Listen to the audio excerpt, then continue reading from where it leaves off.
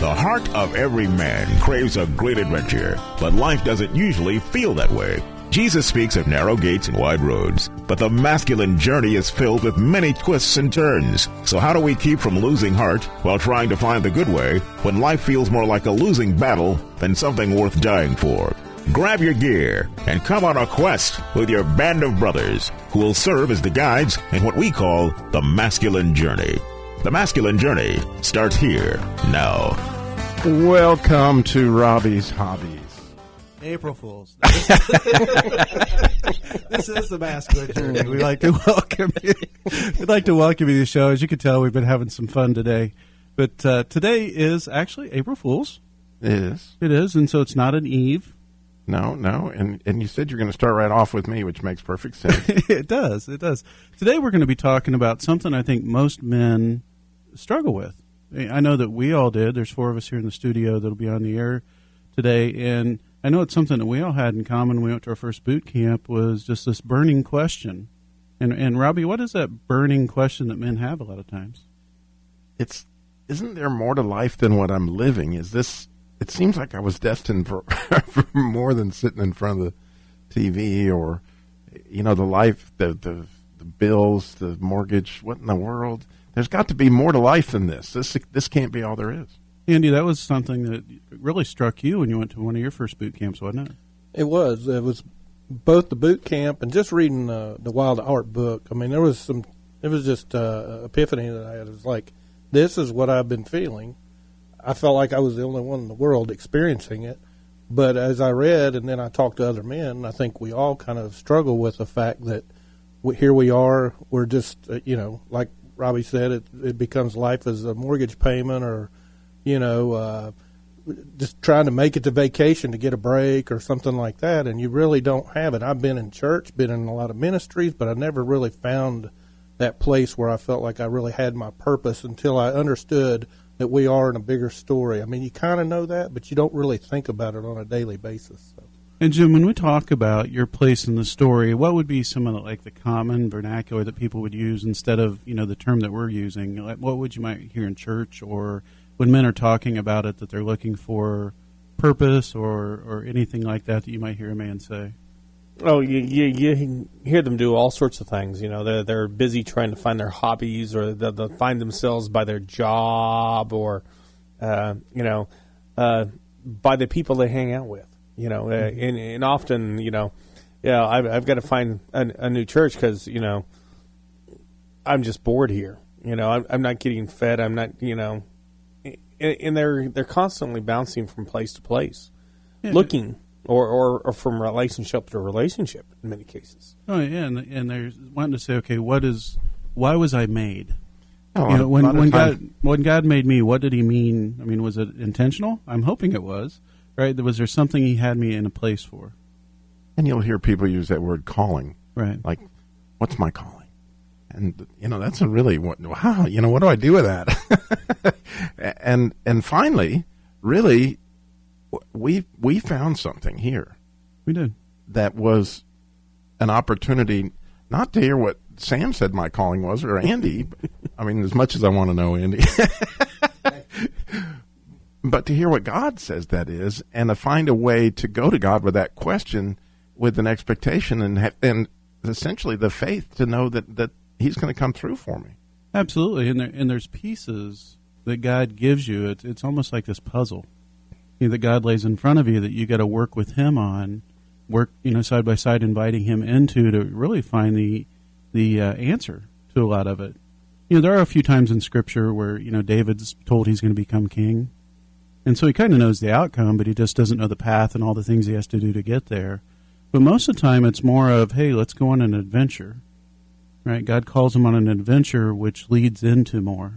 And so I'm going to go to a clip on what kind of describes what this is from. It's from Dead Poet Society, and you have Robin Williams' character who is trying to help boys understand that there's more than just the mundane. There's more to just what they've been told. I want to listen to this first part of a 2-part clip and kind of listen to what Robin has to tell the boys about poetry. Gentlemen, open your text, page 21 of the introduction. Mr. Perry, will you read the opening paragraph of the preface? entitled Understanding Poetry. Understanding Poetry by Dr. J. Evans Pritchard, Ph.D. To fully understand poetry, we must first be fluent with its meter, rhyme, and figures of speech. Then ask two questions. One, how artfully has the objective of the poem been rendered? And two, how important is that objective? Question 1 rates the poem's perfection. Question 2 rates its importance. And once these questions have been answered, determining the poem's greatness becomes a relatively simple matter. If the poem's score for perfection is plotted on the horizontal of a graph, and its importance is plotted on the vertical, then calculating the total area of the poem yields the measure of its greatness. We're not laying pipe. We're talking about poetry. How can you describe poetry like American Bandstand? Well, I like Byron. I give him a 42, but I can't dance to it. Now, I want you to rip out that page. Keep ripping, gentlemen. This is a battle, a war, and the casualties could be your hearts and souls. Now, my class, you will learn to think for yourselves again. You will learn to savor words and language. No matter what anybody tells you, words and ideas can change the world. Wow. You can start to hear something kick in there a little bit, Robbie, right? It's one of the first points that we talk about. There's a 3-point way to talk about a little bit. Yeah, it's triangulation. Thank you. It's like if you have a GPS in your car and you kind of wonder how that works, it essentially that has 3 navigational satellites that it's getting signals from. And from triangulation of those 3 points, or the way they did it in the old days with compass points, then you could figure out your location. Well, it's kind of interesting that God gave us those 3 points in determining our place in the story, so to speak. And that's what we're calling this concept of your place in the story. And those 3 points are? Well, the first one you start to hear as what's missing from the boy that's talking about Pritchard at first. And to Robin Williams, when you really start to see that the first point is the passion. You know, where's the passion behind that poetry? Where's the passion behind what you're doing in life? And so part of that is finding passion. And I want to continue with the clip and kind of listen to see where he goes with that. Law, business, engineering, these are noble pursuits and necessary to sustain life. But poetry, beauty, romance, love, these are what we stay alive for. To quote from Whitman, "O me, O life of the questions of these recurring, of the endless trains of the faithless, of cities filled with the foolish, what good amid these, O me, O life?" Answer, that you are here, that life exists and identity, that the powerful play goes on and you may contribute a verse. That the powerful play goes on and you may contribute a verse.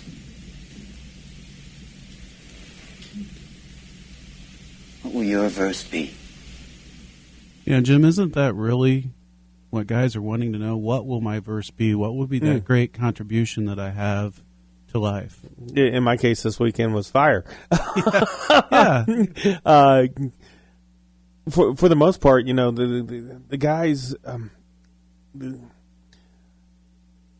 they forget that the only person that can answer that question for them is God. Right. Because God created us. And as my creator, he knows what he created me for. And I think all too often, guys end up being defined by, you know, what other people tell them. You know, maybe it's you're good at fixing cars, or you're a good person to talk to, you're a good friend, or, you know, and sometimes it can be very negative. The enemy tends to throw darts at you and say, well, you shouldn't do that because, you know, you suck at it. Yeah, you're no good at it. And, you know, it's often those things that the enemy's trying to stop us from doing. I love what you said about the story, that the story that's in your heart is, as we begin to awaken as we go through the boot camp experience, Sam, you begin to go, wow, that's why that's coming awake in my heart. That's why I'm starting to feel alive. Absolutely. Because that's the way he made me to feel that way. Yeah, one of the quotes from the Wild at Heart book, and it wasn't from there originally, but it was quoted, and I'll probably butcher it. But you know, it's don't ask the world what it needs. Find out what makes you come alive and go do that, because the world needs people that are alive, right? And that's where that passion is. This is where, Robin Williams is saying, what will that verse be? What's that unique passion that God laid on your heart, as you were saying, Jim, that unique thing that you have the enemy tries to steal, that this world will do without unless you come forward in it. Because that's your role in the story, not as pressure, but as a great respect to you that God trusts you to fill that void. And how incredible is that, Andy, just to think about that even alone, that, God's got a passion especially for me. Yeah, it is. It is pretty overwhelming, but it is exciting. It gets into the adventure and the risk. For example, when I started down this road, I knew this was the message that I wanted to hear. I knew this is what my heart was going towards, the bigger story. And I didn't really know how that would play out. And I just started, just consuming the message and getting involved with it. And doing so, that has become part of my story, is living out what I've learned through the message, because there wasn't a whole lot of people out there talking about this. And when it resonated with my heart, I was sure that it would resonate with other men. And so that's why I want to be involved. And therefore, that becomes more of that passion for what I feel like I'm created for. Thank you. I think that's a lot of how we've gotten involved in doing this, as God's awoken in our hearts. Just something that we knew was there. We just couldn't put our finger on it. That we knew that something more was there. And to be clear, we don't know the totality of it yet. God awakens little pieces of these passions along the way. And then he invites you along the way into the next two steps that have to go along with it. Remember, that's just one triangulation point, isn't it, Robbie? Right, on the triangulation. So the first spot we talk about is passion. But number two? Well, that's going to be a little bit harder. That's risk, right? It's easy to have passion about something, but when all of a sudden you have to put some skin in the game, whether that be financial, which it's not always that, or it may not even usually be that, as much as emotional, or maybe your risk of your identity to what you thought it was. You think of Noah building the ark in the middle of the desert when it hadn't really even rained. There's a risk there to what other people think. And God calls you to that place of risk. And when we come back, we're going to talk about moving that passion into risk and how it's such an amazing thing. And the final place that God lands with you in it is just overwhelming, just the love he has for us. When we come back, we're going to talk about that. But they have another week, and then it's boot camp, Robbie. They can register at masculinejourneyradio.org. My heart is like a stone, and I'm running far from home. Remind me who I am. When I can't receive your love, afraid I'll never be enough. Remind me who I am. Remind me who I am. That's a question that we have, and we're talking a lot about that today, of God, not just who I am as a man in your eyes, which is a great question to ask God, and he'll always be kind in that. If you're hearing condemning, that's not from him. But God, who I am in your story, right? What's this void that you created me to fill? What's this longing in my heart that I just can't seem to get a handle on? And Robbie, that's really what we hear from guys, isn't it? Yeah, and Christianity, we found this out in boot camp, and I just can't even believe I spent all these years in the Christian life not understanding that Christianity itself provides the answer to why I feel like I woke up in the movie 40 minutes into it. That Christianity gives you the context of the larger story and what really is going on, and why there is so much war, and why there is so much battle, and why so many men are getting taken out, and what's at stake. And then how cool is it that then you can triangulate your position in that story once you begin to see the battle that's going on and begin to get armed up at boot camp so that you can take your place in the story. But it's, as we found out, if anybody knows, it's risky, Sam. We know it's a risky thing. It's risky in a lot of ways. It's risky, one, because God will call you into some uncomfortable places. Which is, in the long run, when you look back, you just are so grateful that he does. But at the beginning, you're like, oh, man, I don't know here. Really, God, you're calling me into this. But then also the risk of, just the enemy not liking what's going on. and the warfare that's going to surround that, because as soon as he starts to see you come alive with those passions and and get some of that piece of your heart you didn't even know was there back, that you couldn't put, a finger on, and then you agree to step into this risk with God, and he knows that that's a game changer. It's a game changer for the people around you. It's a game changer for your life. When I first heard this concept that God's heart was risky, I was like, really? God, what risk does God have? And then I thought about it. Wait a minute. He gave Sam free will. And that's a big risk. It really is. He gave Robbie free will. He gave Satan free will. And wow, God is a risky, he's a risky dude. He is. And speaking of risky dudes, we're going to go to a clip. It's one that I love. It's from a movie called The Bucket List. And a big part of that is you have these two guys that realize that they're going to die. And so they're living out this bucket list, but most of it requires risk. And what's funny is it's through that risk as they really start to find life on the other side of it, because God knows that life and safety cocooned up is not life. It requires risk. And so this is when Jack Nicholson and Morgan Freeman are getting ready to jump out of the plane. So let's listen to what happens. 15 seconds! No, wait, I can't do this! Sure you can! No, I can't! Really? It's not the jump you're afraid of! You're just afraid your chute won't open, and you'll show up at your own funeral as a Denver omelet! No, I'm pretty much just worried the chute won't open! No! Man's got some lungs! Let's hit the sill! Geronimo! Oh, yeah, beautiful!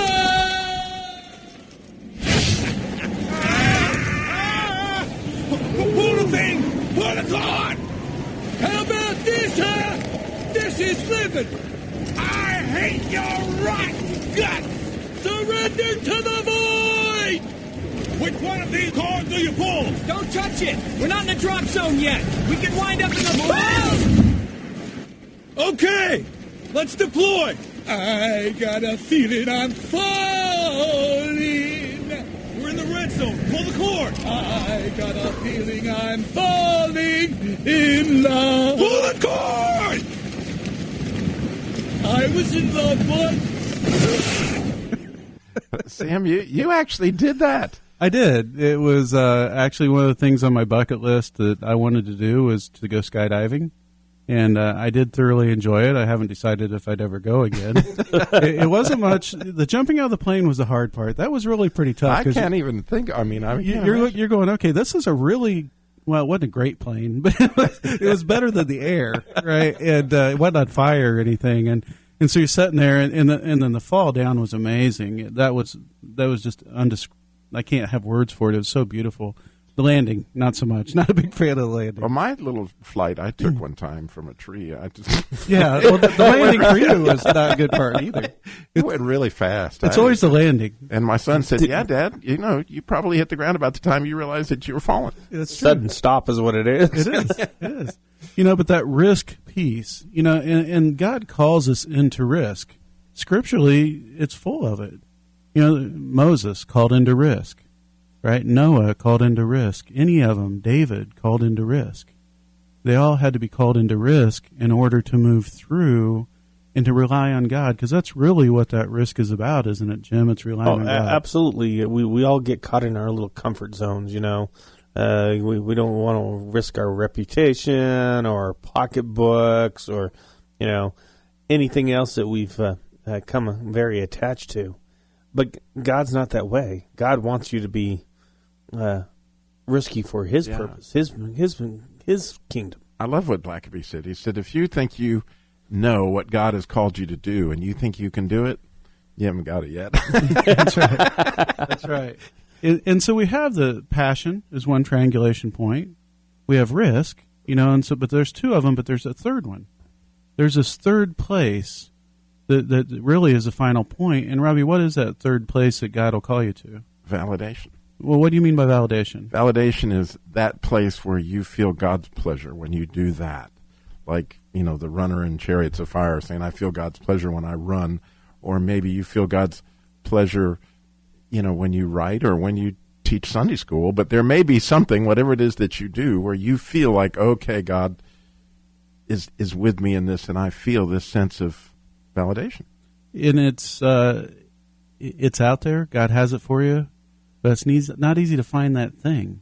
And so we have a clip, actually, that talks about the thing, and it's a perfect clip, and it comes from Curly, of all people, that has the best wisdom that I've heard in a long time from City Slickers. Cowboy leads a different kind of life when they were cowboys. They're a dying breed. Still means something to me, though. A couple of days, we'll move this herd across the river, driving through the valley. There's nothing like bringing in a herd. See, now that's great. Your life makes sense to you. What's so funny? You city folk, you worry about a lot, don't you? Yes. Yeah. My wife basically told me she doesn't want me around. She read it. Well, I'm just saying. How old are you? 38. 39. Yeah. You all come up here about the same age, same problems. You spend about 50 weeks a year getting knots in your rope, and then you think 2 weeks up here will time for you. None of you get it. Do you know what the secret of life is? No, what? This. Your finger? One thing. Just one thing. You stick to that and everything else don't mean shit. That's great, but what's the one thing? That's what you gotta figure out.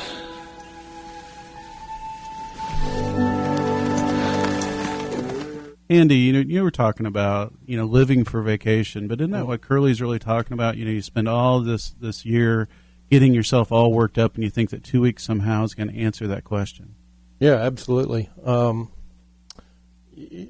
Living from vacation to vacation just doesn't cut it. I mean, if you're all you're doing is burning yourself out at both ends, and doing what you can to make the money and make the family happy and just do all those things, and you're just living from vacation to vacation, you're really not living. So, no, and it's finding that one thing. It's finding that thing that God's laid on your heart. Now, we were talking a little bit before the show about, what's one thing that God's kind of laid on our heart, and it came pretty obvious. It was a boot camp. Yes. Right? So what's really risky, Robbie, about us doing a boot camp? We'll talk about the passion in a minute, Andy. I'll have you talk about that. But what's risky about us doing a boot camp? Well, this particular boot camp we're coming on, which, the Lord blessed us with 20, guys that needed scholarships, some from the Winston-Salem Rescue Mission, some from Teen Challenge. And, that's 20 times $169 because we got to pay for their food and the camping, the campsite and all that stuff. It's, there's a little risky there financially. We're a pretty small ministry from the financial standpoint, and so that was a big risk. And still is, by the way. It is. We could still use some help there. So if God lays it on your heart, that's not what we intended. We're confident God's going to bring that money through somehow, because we have to be, right? Because God called us to do this. He opened up the people to come. We know it's the people that need to be there. And so God calls us into this adventure, right? And the risk is involved, and I just have faith He's going to come through. And if God lays it on your heart, please do that and help us out with some of that. And if not, please pray for us. These guys are going to need a lot of prayer. But there in the midst of that boot camp experience, the thing that you see and the thing that I see, and I'm involved in a lot of ministries, is I don't see people getting to engage in the gospel where Jesus really does set them free to go be who He designed them to be. And part of that happens with their place in the story. But the whole boot camp experience is giving them a map to kind of give them their heart back, because they're on a treasure hunt through the whole thing of what is God's heart like, and why did God give you that heart, and why are those things in there, and why are they making you come alive at that point? Right, and how has the enemy attacked that? What things have happened in your life to try to take you out? I mean, it's a whole weekend of discovery where God just kind of peels back layers and lets you see really what's kind of happened and transpired in your life, and move you towards that step of back where He had you intended to go to begin with. Now, Andy, the passion part. And you talked a little bit about that, but what is the passion about doing a boot camp? So I guess it was probably 4 years ago when I started coming. I don't think I've missed one since I started coming. That's the kind of impact that it made. And talking about validation of what am I supposed to be doing, I mean, I came back for whatever. I mean, never stopped coming back because I felt that purpose and that validation for this is the right thing to be doing. Absolutely. You know, there's been so many times that God has called us in this ministry to do things, starting the radio show, not knowing where the finances were going to come for it, and just saying, okay, God, we're going to step in. And it's been, almost 7 years now, something like that. We've been doing it. That God continues to provide. And so he calls us into a passion we may not even know we had, calls us into risk, and at the end of it, he gives us validation of saying, son, I love you, and what a great job you've been doing, and keep walking here with me. We have a boot camp coming up. Register at masculinejourneyradio.org. See you next week.